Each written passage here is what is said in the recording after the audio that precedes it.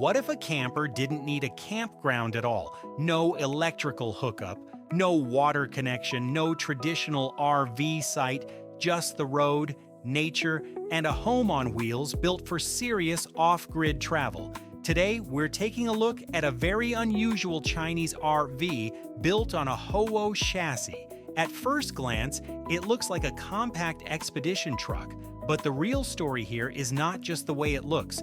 What makes this camper interesting is how far the Chinese manufacturer has gone with the idea of independent travel. This RV is clearly designed around one goal: spending less time depending on campgrounds, power outlets, service areas, and constant stops to refill your tanks. And this is where it gets really interesting. This camper comes with 350 liters of fresh water, which is about 92 gallons. It also has a 110-liter gray water tank, or roughly 29 gallons. For power, it has a battery of around 20 kilowatt hours, 2,400 watts of solar panels, an 8,000-watt inverter, 6,000-watt fast charging, and a 5,000-watt diesel air heater. So this is not just a simple weekend camper, it feels more like a small, self-sufficient apartment on wheels, something that can keep going without being constantly plugged into outside infrastructure. Inside, you get the essentials for real life on the road: a kitchen, a shower, a toilet, hot water, a refrigerator, air conditioning, storage space, a sleeping area, and a proper living space. And maybe the biggest surprise is the price, roughly $45,000 US. So the big question is this: can a Chinese RV priced like a regular SUV really work as a full off-grid motorhome, or does it only look perfect on the exhibition floor? Let's take a look. Under the entrance to the living module, there are electric retractable steps. The entry door itself is also quite practical. It has a mosquito screen so you can leave the door open for ventilation while still keeping insects out. To the left of the entrance, there is a technical compartment for the water system. Here we can see the indicator for the main fresh water tank. Next to it, there is a 220-volt AC outlet, which can be used as an external power connection or as a service point. Below that, there are two fittings, one for draining water and one for filling the fresh water tank. In the storage compartment, you can see that this space is not just decorative. It is actually useful with a large flat area for storing your gear.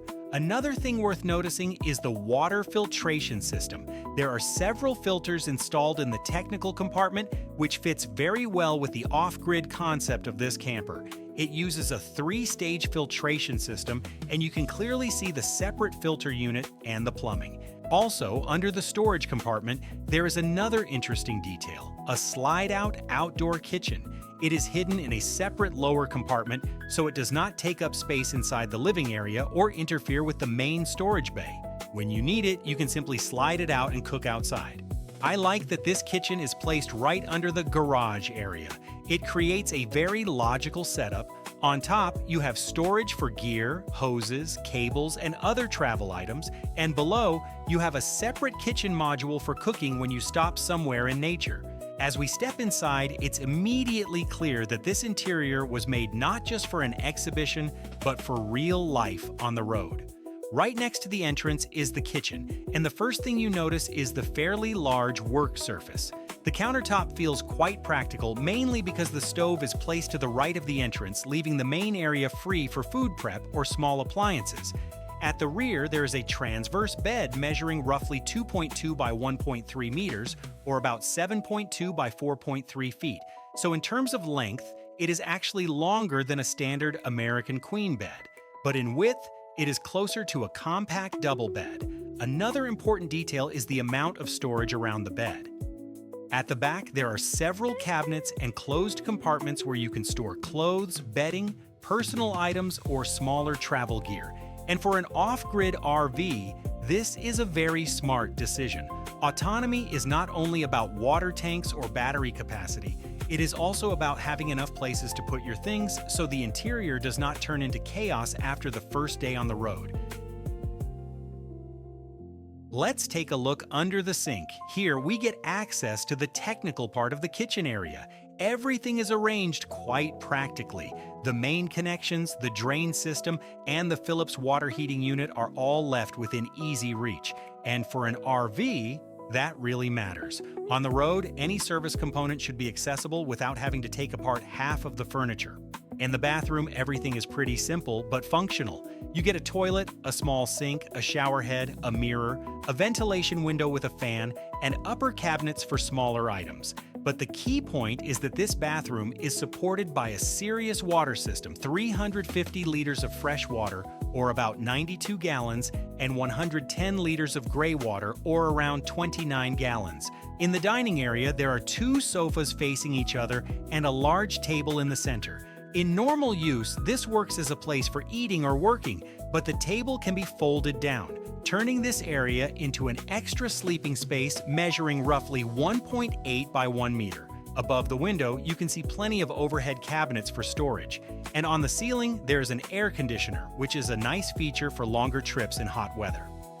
Next, we move to another sleeping area, the bed above the cab. It measures roughly 2.1 by 1.5 meters, so it is very close to a queen-size bed. Now let's look at the appliances. This RV has a refrigerator, a separate freezer, and a microwave.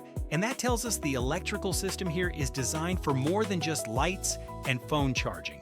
With a claimed 20 kilowatt-hour battery, an 8,000-watt inverter, and 2,400 watts of solar panels, you can realistically use household appliances during off-grid stops. So inside, this is not just a camper with a bed. It is more like a small living module with a proper set of appliances for long-distance travel. At the front, this is a regular HOWO truck cab. But for the living module, the more important detail is the pass-through between the cab and the interior. It can be closed with a curtain, so when you are parked, the living area can be separated from the driver's zone. That makes the inside feel a bit more private and more comfortable. The cab itself looks simple and practical: an automatic transmission, a large windshield with good visibility, a multimedia screen, and 2 front seats. To the right of the entrance, there is a Medea induction cooktop, and once again this shows that this camper is focused more on electricity than gas. With a 20 kilowatt-hour battery, an 8,000-watt inverter, and 2,400 watts of solar panels, an induction cooktop makes a lot of sense for an off-grid RV. It is also placed separately from the main sink area, so the kitchen still has more usable countertop space. For a small interior, that is a smart solution. You can cook inside, but if you want to fry something with a strong smell, there is also a slide-out kitchen outside. To sum it up, this Chinese RV focuses less on wow design and more on autonomy. Built on a HOWO chassis, it has a serious off-grid setup: 350 liters fresh water, 110 liters gray water, a 20.5 kilowatt-hour battery, 2,400 watt solar, an 8 kilowatt inverter, and a 5 kilowatt diesel heater. Inside, it's practical: induction cooktop, fridge, separate freezer, washing machine, and bathroom. There are 3 sleeping zones, including a queen-size bed above the cab and a lounge that transforms into a bed. All this comes at a claimed price of around $45,000. While quality and service are still open questions, an off-grid home for the price of an SUV definitely deserves attention. Would you like to see this in the US or Europe? Let me know in the comments.